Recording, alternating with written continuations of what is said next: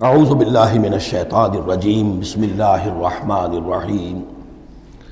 اب یہ جو جوڑا آ رہا ہے 3 سورتوں کا، سورۃ النحل، اب یہ بھی نسبتاً بڑا جوڑا ہے۔ سورۃ النحل 16 رکوع ہیں، 128 آیات ہیں۔ اسی طریقے سے پھر سورہ بنی اسرائیل ہے، پھر سورہ کہف ہے۔ یہ 3 پھر ایک سب گروپ ہے 3 سورتوں کا۔ ان میں یہ سورۃ النحل منفرد ہے، اور وہ جو 2 صورتیں ہیں سورہ بنی اسرائیل، سورہ کہف، وہ ایک جوڑے کی شکل میں ہے۔ وہ تو انشاءاللہ جب ہم پڑھیں گے تو باری تفصیل سے بات سامنے آئے گی۔ یہ سورہ مبارکہ جو ہے خاص طور پر اللہ تعالیٰ کی نعمتوں کی جامعیت کے ساتھ بیان جو ہے اس کے اعتبار سے بڑی اہمیت کی حامل ہے۔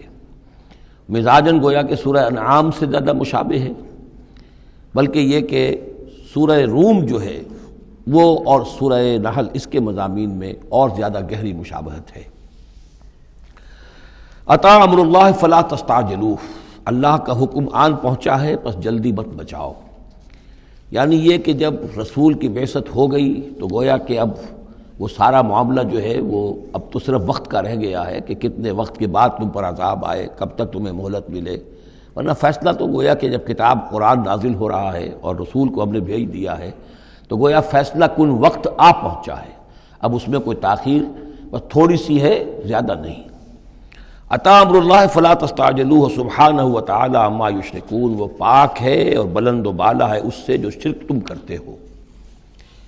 ینزل الملائکۃ بالروح من امرہ علی من یشاء من عبادہ، وہ اتارتا ہے فرشتوں کو اپنے امر کی ایک روح کے ساتھ اپنے بندوں میں سے جس پر چاہتا ہے۔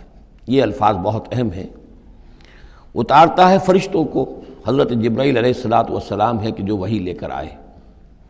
کس پر اتارا؟ محمد الرسول اللہ صلی اللہ علیہ وسلم، علی من یشاء من عبادہ، اپنے بندوں میں سے، انسانوں میں سے جس کو بھی اللہ نے چنا اور پسند کر لیا اس پر حضرت جبرائیل وحی لے کر آئے۔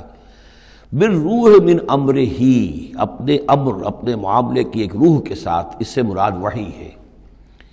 تو یہ بات اچھی طرح سمجھ لیجئے، جیسے کہ سورہ اعراف میں جو آیت آئی تھی الا لہ الامر الا لہ الخلق والامر، تو یہ 2 عالم ہے، عالم خلق، عالم امر۔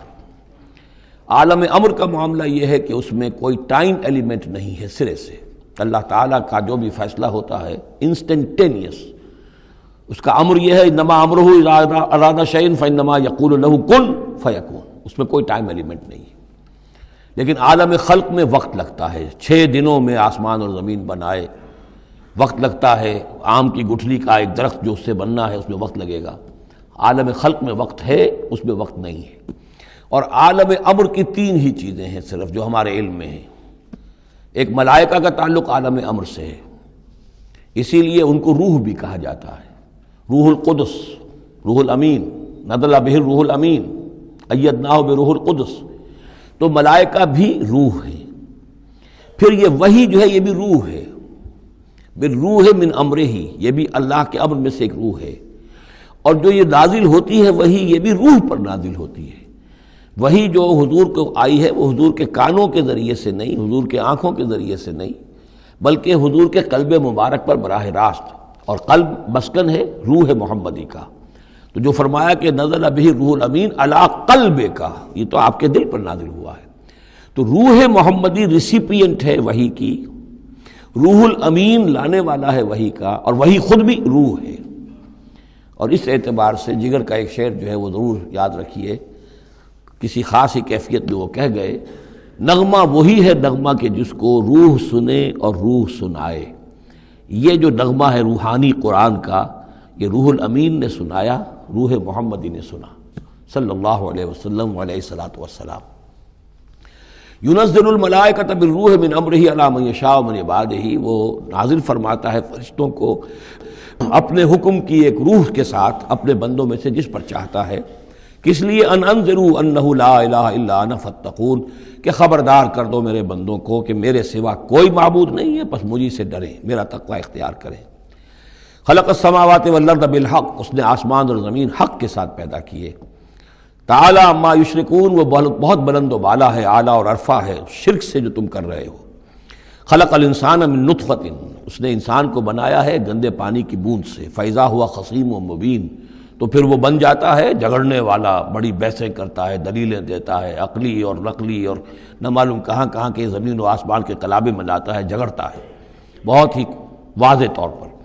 والانعام خلقہا، اور وہ اسی طرح جیسے کہ انسانوں کو اور تمہیں پیدا کیا اللہ نے، اس نے چوپائے بھی بنائے، لکم فیہا دفء، اس میں تمہارے لیے بنتی کا سامان ہے، یعنی جانوروں کے ہی بالوں سے وہ چیزیں بنتی تھیں، اون ہے اس سے کچھ چیز بنی جا رہی ہے، کمبل بنے جا رہے ہیں، تو دفن سے مراد یہ ہے، یہ آگے چل کر تفصیل بھی آئے گی، اونٹ کے بالوں سے بھی، اور اسی طریقے سے جو اس کے بکری کے بال ہوتے تھے ان سے رسیاں وغیرہ بنتی تھیں، اونٹ کے بالوں سے رسیاں بنتی تھیں، تو یہ دفن ہے۔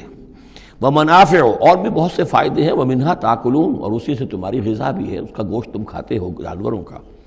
وَلَكُمْ فِيهَا جَمَالٌ حِينَ تُرِيحُونَ وَحِينَ تَسْرَحُونَ، اور اس میں تمہارے لیے بڑی شان اور حسن ہے، جمال ہے، جب کہ تم شام کو انہیں چرا کر واپس لاتے ہو۔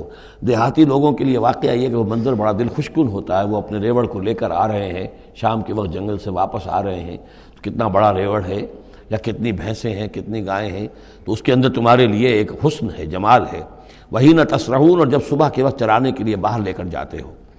وتحمل اثقالکم الی بلد، اور وہ تمہارے بوجھ اٹھا کر لے جاتے ہیں یہ جانور ایسے شہروں تک، ایسی بستیوں تک، لم تکونوا بالغیہ الا بشق الانفس، کہ تم نہ ہوتے اس تک پہنچنے والے مگر جان توڑ کر، یعنی آدمی کو اگر کوئی وزن لے کر جانا پڑے تو ظاہر بات ہے کہ اس کی جان ٹوٹ کر رہ جائے گی، شق الانفس، لیکن یہ کہ گھوڑے کے اوپر لادا ہوا ہے یا اونٹ پر لادا ہوا ہے، خچروں پر لادا ہوا ہے اور چلے جا رہے ہیں، ان کا بوجھ جو ہے وہ جانور اٹھا رہے ہیں۔